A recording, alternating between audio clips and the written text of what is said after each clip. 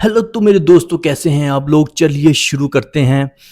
सबसे पहले बात करते हैं जी, तनख्वाहें जो हैं वो कम कर दी गई हैं हमारे ए कैटेगरी के प्लेयर्स की, और उसके बाद इनको उठाकर जो है वो बी कैटेगरी में डाल दिया गया है।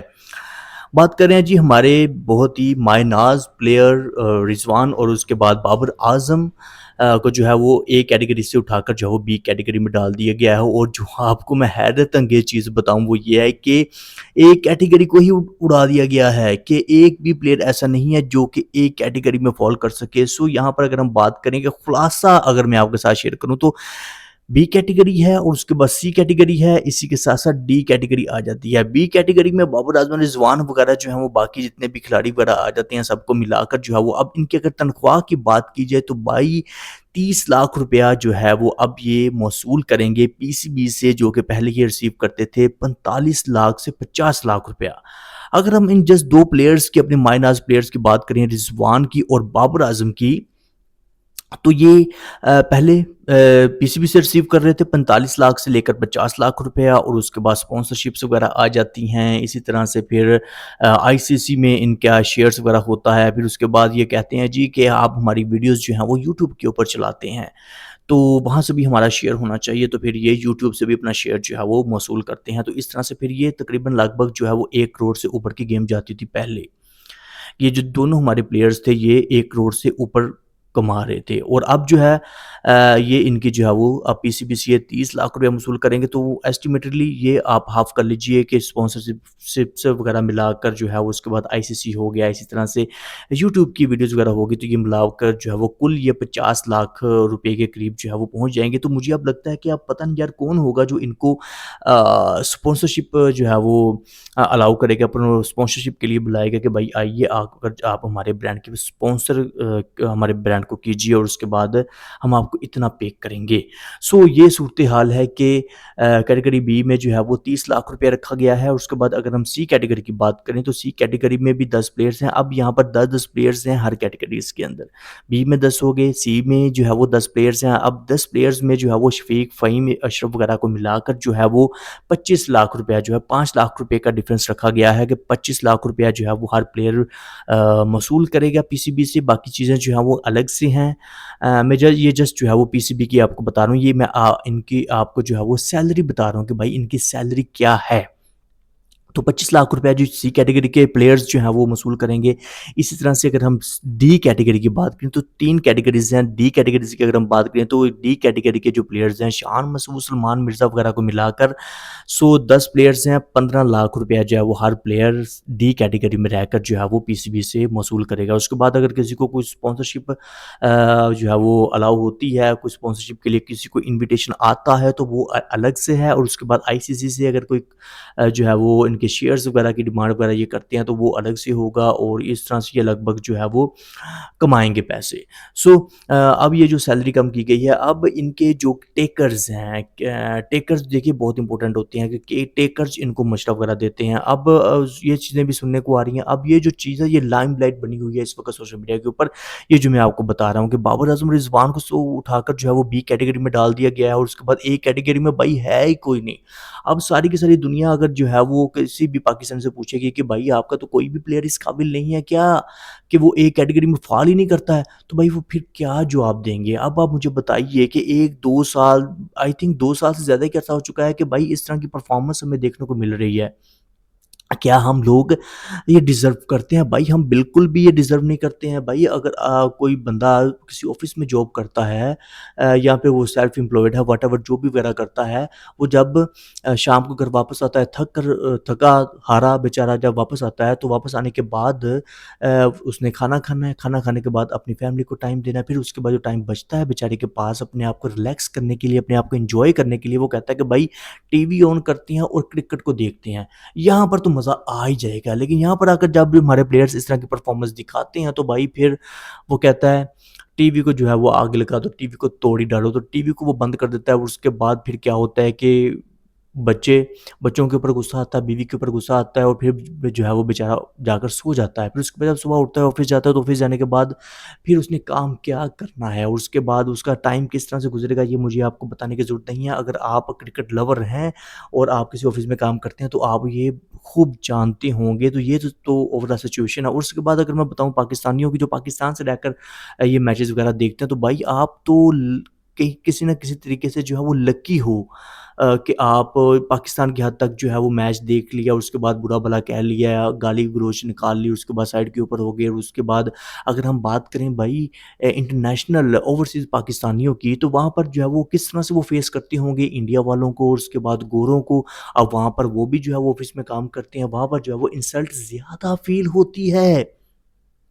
इस पाकिस्तान की निस्बत कि अगर आप पाकिस्तान से बिलॉन्ग करते हो भाई आप तो आपस में है ना कि मैच देख लिया उसके बाद जो बात वगैरह कर ली, बात रफ़ा-दफ़ा हो गई। लेकिन वहाँ पर भाई इंडिया जब आकर पूछेगा कि भाई तो आप लोगों ने क्या परफ़ॉर्मेंस की है आज?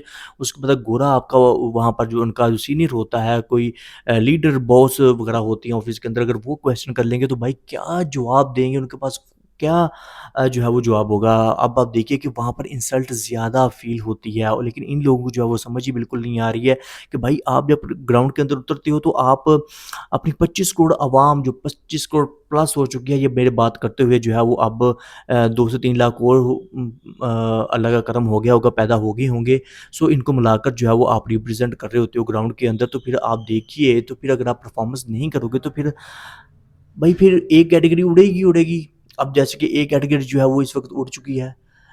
देखिए अब ये तारीख़ में जो है वो ऐसा हमें कहीं कभी भी कहीं पर भी जो है वो देखने को नहीं मिला कि भाई कैटेगरी को ही उड़ा दिया गया है। अब कुछ जो है वो महीने पहले की बात है कि नसीम शाह इस बात के ऊपर जो है पंगा डालकर बैठे हुए थे, लड़ रहे थे कि भाई मुझे जो है वो रिज़वान और बाबर के साथ कैटेगरी ए के अंदर होना चाहिए।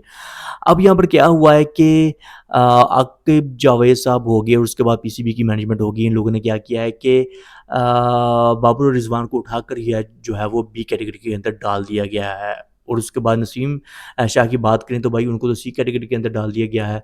सो अब नसीम शाह जो है वो लड़ेंगे कि भाई मुझे बी कैटेगरी के में होना चाहिए क्योंकि मेरे रिज़वान भाई और उसके बाद बाबर भाई तो बी कैटेगरी के अंदर है क्योंकि ए कैटेगरी है ही नहीं। सो जो है वो अगर आपको मैं बी ऑनेस्टली मेरे दोस्तों बताऊँ तो भाई ए कैटेगरी जो है वो इस लाइक हमारा कोई भी प्लेयर है ही नहीं, जो कि ये कह सके कि भाई मैं ए कैटेगरी का हूँ, मुझे ए कैटेगरी के अंदर होना चाहिए। अब आप देखिए कि बी कैटेगरी, सी कैटेगरी और डी कैटेगरी में जो है वो हमारे प्लेयर्स जो हैं वो फ़ॉल कर रहे हैं इस वक़्त। हाँ, और अगर मैं बात करूँ कि बी कैटेगरी के अंदर हमारे कौन-कौन से प्लेयर्स जो हैं वो इस वक़्त उनको ठेका मिला है कि जो कॉन्ट्रैक्ट उनके साथ साइन हुआ है वो उसमें अबरार अहमद आ जाते हैं, फिर उसके बाद बाबर आज़म है, फ़खर ज़मान है, हारिस रऊफ़ आ गए, हसन अली भाई आ गए। हसन अली ने भाई बहुत अच्छी परफ़ॉर्मेंस दी है, इसमें कोई शक नहीं है। लेकिन ये जो दीवार फलांग कर आने का रास्ता है यार, ये जो है वो बहुत जल्दी से हो जाता है।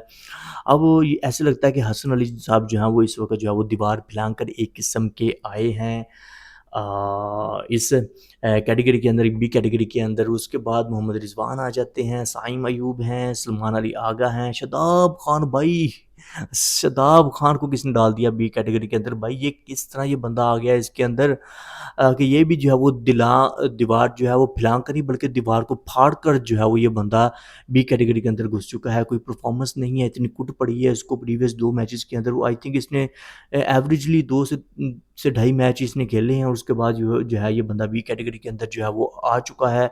उसके बाद से शाहीन शाह अफरीदी, भाई शाहीन शाह अफरीदी का भी मुतबादिल था कि भाई इनकी परफॉर्मेंस भी इतनी कोई ख़ास नहीं है लेकिन फिर भी इनको जो है वो बी कैटेगरी के अंदर जो है वो रखा हुआ है। उसके बाद आ जाते हैं जी सी कैटेगरी के अंदर। सी कैटेगरी के अंदर हमारे पास अब्दुल्ला शफ़ीक साहब आ जाते हैं, फिर उसके बाद फ़हीम अशरफ, हसन नवाज़, मोहम्मद हारिस, मोहम्मद नवाज़, नसीम शाह भाई बी कैटेगरी से सी कैटेगरी के अंदर आ चुके हैं। भाई परफ़ॉर्मेंस करो ना, परफ़ॉर्मेंस करो। क्या अच्छा होता कि नसीम शाह अकेला ए कैटेगरी के अंदर होता अगर भाई परफ़ॉर्मेंस होती तो। उसके बाद नुमान अली आ जाते हैं, साहिबज़ादा फ़रहान हैं। अब इन्हीं जो साहिबज़ादा फ़रहान हैं, इन्हीं से कुछ उम्मीद वगैरह जो है वो रखी जा रही है कि भाई ये कुछ कर देंगे। उसके बाद साजिद खान है, साउद शकील आ जाते हैं डी कैटेगरी की। अगर हम बात करें मेरे दोस्तों, तो इसमें अहमद दानियाल हैं, हसन हुसैन तलत हैं और उसके बाद जो है वो खुरम शहज़ादा जाते हैं, खुशदिल शाह, मोहम्मद अब्बास अफरीदी, मोहम्मद वसीम जूनियर जो हैं वो, उसके बाद सलमान मिर्ज़ा, शान मसूद, उसके बाद सुफियान मोकिब। अब मेरे दोस्तों शान मसूद जो है वो मेरे भाई के साथ जो है वो ज़्यादती की गई है। अब आप मुझे कमेंट बॉक्स में लाज़मी बताइएगा क्या शान मसूद के साथ ज़्यादती हुई है या नहीं हुई है? सो मेरे को जो मुझे लग रहा है कि शान मसूद के साथ जो है एक किस्म की ज़्यादती की गई है। क्योंकि भाई ये आपके टेस्ट टीम के जो है वो कप्तान हैं, आपको जो है वो इनको कम से कम बी में नहीं तो सी में जगह दे देते भाई आप। सी में तो ये होने ही चाहिए थे। फिर आप उसके बाद कहते हो कि भाई हमारे पास जो टेस्ट की टीम ही नहीं है, वहाँ पर कोई खेलने के लिए जो है वो कोई भी आगे नहीं आता है। अगर कोई आगे आता है तो फिर आप उसको डी कैटेगरी के अंदर डाल देते हो। उसके बाद जो है वो बहुत सारे हमारे जो न्यू प्लेयर्स थे जिन्होंने बहुत अच्छा-अच्छा परफ़ॉर्म किया था, जैसे कि मीर हमज़ा हो गए, उसके बाद कामरान हो गए, भाई उनका तो यहाँ पर मुझे कहीं भी नाम देखने को मिल ही नहीं रहा है। और ये जो हमारे आकिब साहब हैं, इन्होंने जो है वो इनको उठाकर जो है वो बाहर फेंक दिया है और भी बहुत सारे जो प्लेयर्स थे जो अच्छा परफ़ॉर्म कर रहे थे, उनको उठाकर जो है वो बाहर फेंक दिया गया है। अब यहाँ पर अगर मैं उनके बारे में कुछ कहूँ तो भाई यही कह सकता हूँ कि भाई आप दिल हल्का ना करें, आप जो है वो टेंशन ना लें। आपको जो है वो अभी ये कुछ नहीं पता चलेगा कि भाई कौन-सा प्लेयर इसमें से उड़ जाएगा और उसके बाद एक कैटेगरी दोबारा से बहाल होकर जो है वो यहाँ पर दिखने लगेगी और मेबी आपको जो है वो इस टीम का पार्ट बना दिया जाए, इस प्लेयर्स के अंदर आपका नाम जो है वो दाखिल कर दिया जाए। भाई यहाँ पर कुछ भी हो सकता है। पाकिस्तान ऐसी कंट्री है जिसमें किसी वक़्त कुछ भी हो सकता है। आपको जो है वो अब बाहर रखा गया है, स्पेयर रखा गया है, तो आपको किसी वक़्त भी ये उठाकर जो है वो अंदर डाल सकते हैं और उसके बाद आप जो है वो अच्छा परफ़ॉर्म करोगे, हैट्रिक वग़ैरह करोगे और फिर आप जो है वो जंप करके जो है वो एक सुपरस्टार बन सकते हो। जैसे कि शोएब अख्तर, वसीम अकरम, भाई क्या क्रिकेट होती थी, क्या हम हमारा बचपन था और हम इस फ़ील्ड के अंदर ही इसलिए आए थे कि भाई क्रिकेट जो है वो इससे मज़े की चीज़ और कोई नहीं है। जब हम दोस्तों के साथ बैठकर क्रिकेट देखते हैं और उसके बाद ऑफ़िस से थके-हारे आते हैं, आकर जो है वो एक क्रिकेट ही ऐसी होती है भाई हम कहते हैं यहाँ तो मज़ा आएगा ही आएगा कि मुझे पूछने वाला है ही कोई नहीं और उसके बाद बाबर का बैट तो चलेगा ही चलेगा लेकिन उसके बाद जो है वो कोई परफ़ॉर्मेंस नज़र ही नहीं आती है और उसके बाद फिर गुस्सा आ जाता है, उसके बाद जो है वो टीवी बंद करना पड़ता है। सो मेरे दोस्तों क्या दिन थे, बचपन की यादें जो है वो ताज़ा हो गई हैं कि क्या वो दिन हुआ करते थे जब हमारे शुएब अख्तर की स्पीड और उसके बाद वसीम अकरम की परफ़ॉर्मेंस हो गई, यूनुस खान हो गए, भाई क्या प्लेयर्स थे और सन 1992 में हमने वर्ल्ड कप भी जीता हुआ है और भाई उसके बाद कौन-सा कप मुझे आप बताइए कि हमने नहीं जीता हुआ। कि इतनी अच्छी टीम होती थी और इतनी अच्छी परफ़ॉर्मेंस वग़ैरह हुआ करती थी और अब जो है वो अचानक से पता नहीं क्या हो गया कि 2 साल से हम यार ये गुड्डी और गुड्डे का जो है वो खेल हम देख रहे हैं कि 2 साल से पता नहीं क्या हो गया है कि इस तरह की परफ़ॉर्मेंस जो है वो देखने को मिल रही है और सम टाइम भाई एक-एक बॉल बहुत इम्पोर्टेंट होती है। एक-एक बॉल जब आप फेस कर रहे होते हो तो भाई बहुत इम्पोर्टेंट होती है और आपको बहुत अच्छे से परफ़ॉर्म करना चाहिए ज़िम्मेदाराना तौर के ऊपर। कि आपके पास भाई ज़िम्मेदारी है। बच्चे आपको देखते हैं, वो शौक से देखते हैं, वो जब देखेंगे आपकी परफ़ॉर्मेंस निल होगी, आप अब 2026 के अंदर जो है वो टी20 वर्ल्ड कप आ रहा है और उसके अंदर फिर हम कौन-सी टीम लेकर जाएँगे जो कि हमें 2026 का जो वर्ल्ड कप है वो हमें जितवा कर देगी और हमारे बच्चे जो हैं वो खुश हो जाएँगे और ख़वातीन यार जो ख़वातीन हैं वो बहुत बहुत शौक से जो है वो मैचेज़ वगैरह देखती हैं, उनके कमेंट्स वगैरह आ रहे होते हैं, वो ये सोच रही होती हैं कि भाई हम कहाँ पर फँस गए हैं कि हमारे पास कोई ऐसा प्लेयर ही नहीं है जो कि हमें जो है वो दूसरी टीमों को जो है वो बताए कि भाई हम हैं। भाई मैच अगर आप हार हार जाते हो तो भाई ये इतना बड़ा इश्यू नहीं है, लेकिन आप भाई लड़के हारो, आप बस ऐसे कोई एक प्लेयर तो ऐसा हो जो इज़्ज़त रख ले, हम बताने के जोगे हो सकें, हम बताने के काबिल हो सकें कि भाई हमारी इस प्लेयर ने जो है वो अच्छा परफ़ॉर्म किया है, ये हमारा ए कैटेगरी का प्लेयर है। लेकिन भाई यहाँ पर तो ए कैटेगरी ही उड़ चुकी है। सो भाई ये ओवरऑल सिचुएशन है कि इस वक़्त जो है वो यहाँ पर ये बहस-मुबासा जो है वो लगा हुआ है। लोग जो है वो बातें वगैरह कर रहे हैं। अब 2025 से लेके 2026 तक तो जो है वो यही कैटेगरीज़ चलेंगी और आपको जो है वो एक कैटेगरी कहीं पर भी नज़र नहीं आएगी और अगर आपसे कोई पूछे तो फिर आप कह देना कि भाई ये हमारा इंटरनल मामला है, आप इसमें टाँग अड़ाने वाले क्या होते हो? कमेंट बॉक्स में आप दोस्तों लाज़मी बताइएगा। तो अब तक बस मैं यही कहूँगा कि जो भी आपकी राय है कमेंट बॉक्स में कीजिएगा कि भाई ये जो बेइज़्ज़ती वगैरह हो रही है कि अब रिज़वान और उसके बाद बाबर हाँ और यार यहाँ पर एक और चीज़ मैं आपके साथ जो है वो शेयर करना चाहता हूँ कि अब ऐसी न्यूज़ें भी आ रही हैं कि इनके जो टेकर हैं रिज़वान और बाबर के उनको जो है वो इस तरह के मशवरे वगैरह जो हो गए हैं उसके बाद एडवाइस वगैरह हो गई हैं दी जा रही हैं कि भाई आप रिटायरमेंट ले लो। अब ये नया लोचा आ चुका है। अब बताइए मुझे, अगर ये रिटायरमेंट ले लेते हैं तो भाई ये तो फिर बहुत गलत चीज़ हो जाएगी ना, ये तो अच्छी चीज़ नहीं है। तो ऐसा बिल्कुल भी नहीं होना चाहिए कि ये रिटायरमेंट की तरफ जाएँ। और वैसे भी जो है वो इनको जो है वो ये भी कहा जा रहा है कि भाई आप डोमेस्टिक की तरफ जाएँ, डोमेस्टिक वगैरह जो है वो आप खेलें, लेकिन ये लोग जो है वो इतराज़ करें कि भाई हम तो डोमेस्टिक नहीं खेलेंगे, हमने तो जो है वो यहीं पर आकर जो है वो ओडीआईज़ वगैरह और उसके बाद टी20 वर्ल्ड कप्स वगैरह जो है वो हमने खेलने हैं और उसके बाद हम डोमेस्टिक में नहीं जाएँगे। तो उसमें थोड़ा-सा ये आड़ महसूस कर रहे हैं। तो इनके टेकर्स तो जो है वो इनको ये मशवरा दे रहे हैं। अब यार ये सारी की सारी जो है वो खिचड़ी पकी हुई है। आप इसके बारे में क्या रखते हैं कमेंट में जो है वो जाकर लाज़मी बताइएगा कि आपकी इसके बारे में क्या राय है कि क्या है, ये सही हो रहा है? क्या हमारी ए कैटेगरी होनी चाहिए या नहीं होनी चाहिए? तो भाई be honestly at the end अगर मैं आपको बताऊँ तो भाई ए कैटेगरी का हमारा कोई भी प्लेयर इस वक़्त नहीं है जिसको ए कैटेगरी के अंदर फ़ॉल करना चाहिए। और यहाँ पर तो भाई ए कैटेगरी कहीं पर भी नज़र नहीं आ रही है। बाय।